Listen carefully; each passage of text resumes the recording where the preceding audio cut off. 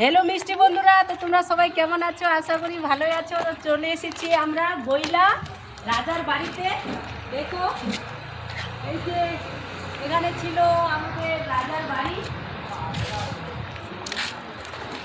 সব লোক করা আছে। এই যে দেখো কত সুন্দর ডিজাইন করা ছিল, দেখো সুন্দর বাড়ি। তো একটু বসি, অনেক কষ্ট করে আসলাম রাজার বাড়ি আমরা। তো একটু বসে টসে আরাম করলাম, ভালো লাগলো।